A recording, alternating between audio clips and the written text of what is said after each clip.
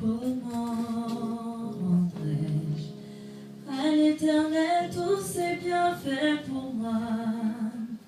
Comment rendrai-je à mon Dieu tous ses bienfaits pour moi? Et je cherche ce que je peux te donner en récompense de tes hauts et bienfaits. Dans ces mots pleins de plaisir, Jésus, je n'ai point trouvé. Oh, je viens te louer, je veux t'adorer. Dans ce lieu saint, je m'approche, dispose-toi à recevoir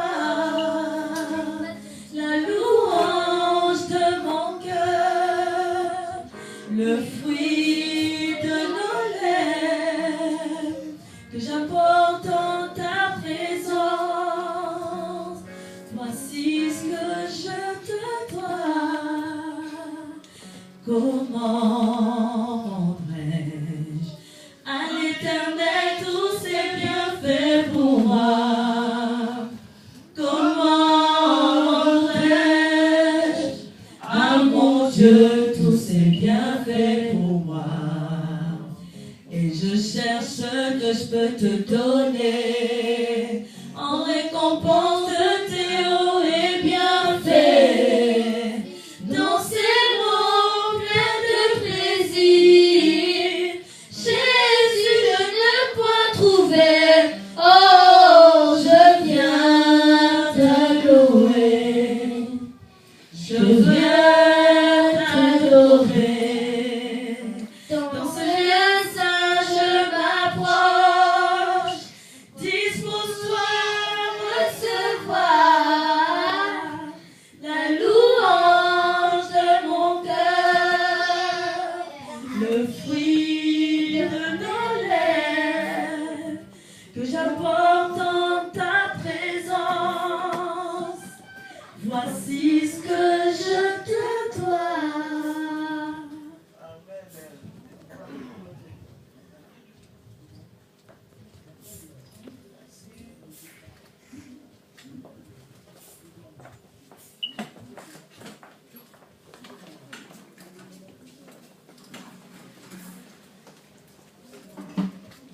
Alléluia. Amen. Alléluia. Amen. Alléluia. Amen. Est-ce que tout le monde va bien? Amen. Même si je ne vois pas tout le monde, est-ce que tout le monde va bien? Au moins ceux qui sont là. Amen. Amen. J'aimerais vous dire ce matin, même s'il est midi, vous êtes bénis dans le nom du Seigneur. Amen. Quand on est dans la maison du Seigneur, on est toujours béni. Mieux vaut un jour dans ce parvis que 1000 jours ailleurs. Amen. Bien-aimé, le Seigneur est bon. Et ce que la servante de l'Éternel vient de dire maintenant, c'est très important.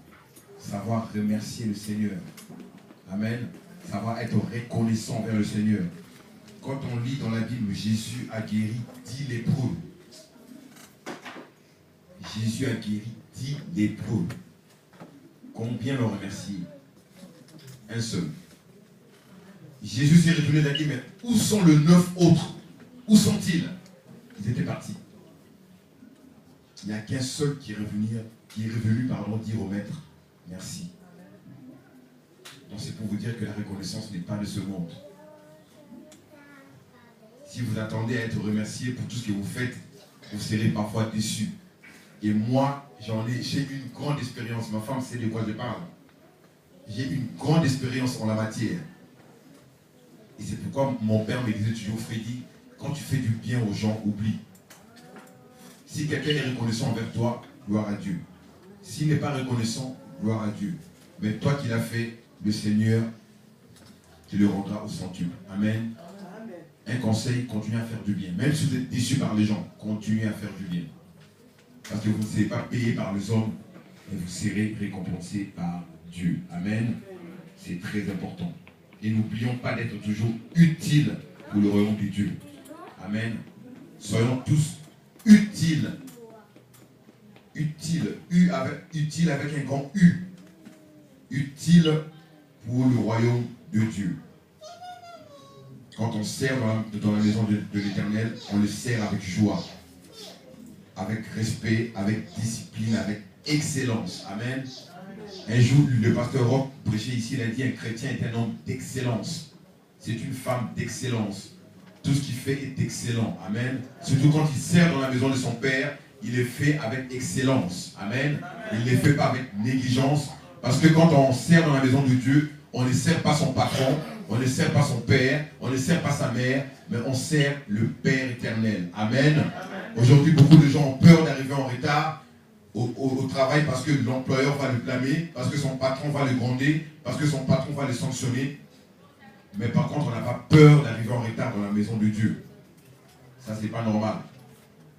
Comment est-ce qu'on peut craindre une créature et ne pas craindre le Créateur? Le Créateur qui a créé cette créature. On craint l'homme, on craint le patron. Et nous sommes à 8h, il faut à 7h30. Des fois, on le voit, le travail commence à 8h, 7h30, les employés sont là.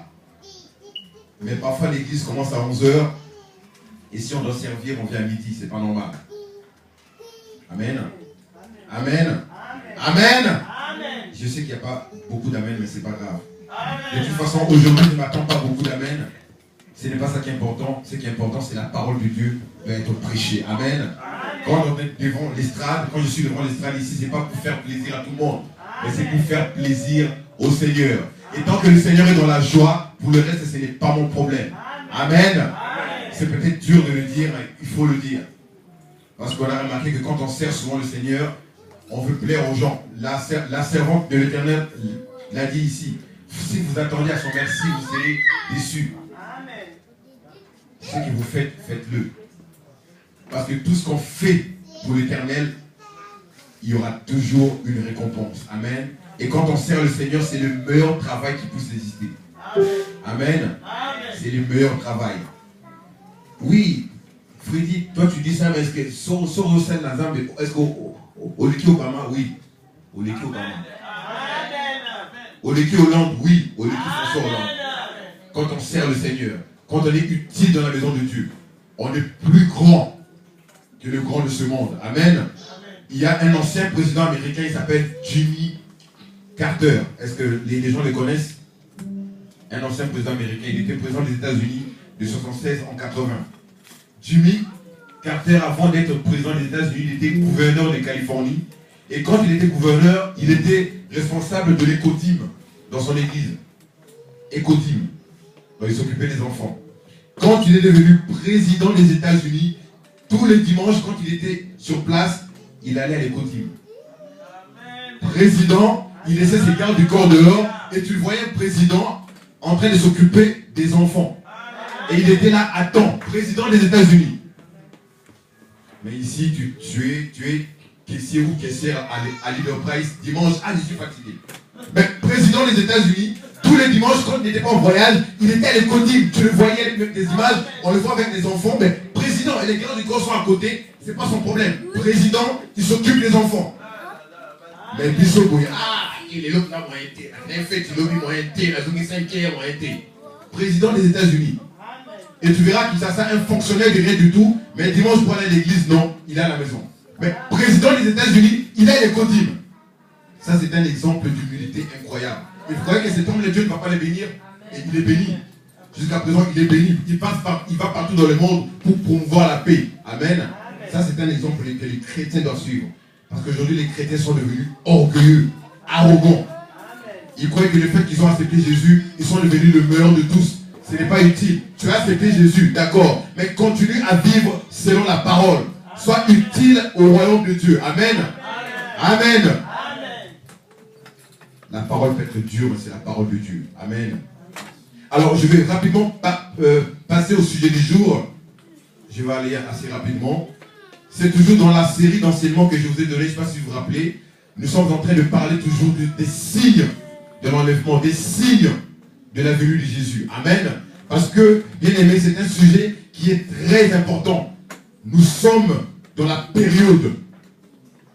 Nous sommes dans la période qui précède la venue de Jésus.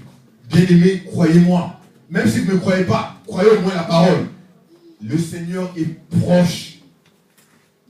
La venue du Seigneur est proche, bien-aimé.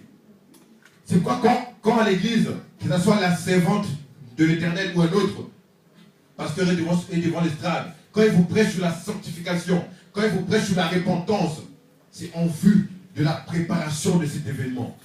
L'enlèvement. Amen. Parce que voyez-vous, quand l'enlèvement va arriver, quand l'enlèvement va se produire, quand l'époux viendra enlever son épouse, si vous n'êtes pas dans la sanctification, si vous ne vivez pas dans la foi, si vous n'avez pas un cœur repentant, l'enlèvement ne vous concernera pas. Vous allez vous lever le matin et la personne qui est à côté de vous n'est plus là. Amen. J'ai eu l'occasion de le dire, c'est une série d'enseignements. Et aujourd'hui, je vais vous parler des signes qui précèdent la venue de Jésus. L'église doit connaître cela. C'est vrai qu'à l'église, quand on prêche sur la bénédiction, très souvent même les gens sont sur les chaises. Les gens sont très contents, ils sont exaltés. Mais quand parfois on prêche sur la sanctification, sur la repentance, sur la venue de Jésus, eux, on va dire, ah, les hommes les reviennent. Les reviennent.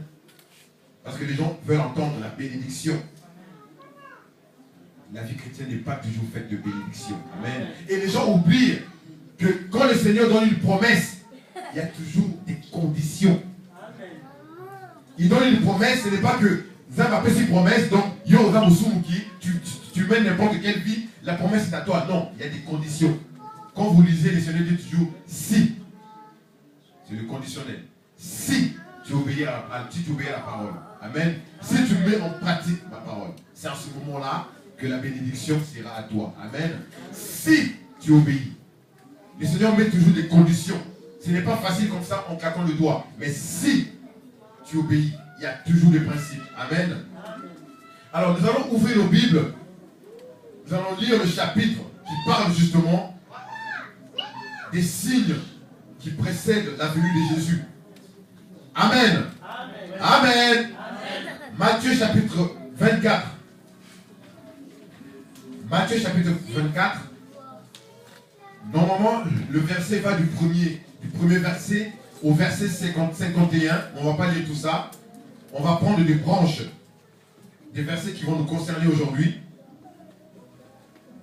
Dans le premier verset de Matthieu 24, il est écrit: comme Jésus s'en allait au sortir du temple, ses disciples s'approchèrent pour lui en faire remarquer les constructions. Mais il leur dit: voyez-vous tout cela?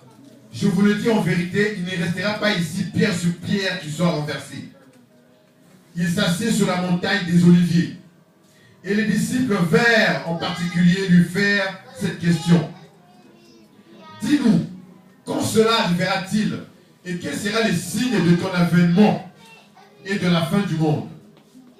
Jésus leur répondit: prenez garde que personne ne vous séduise.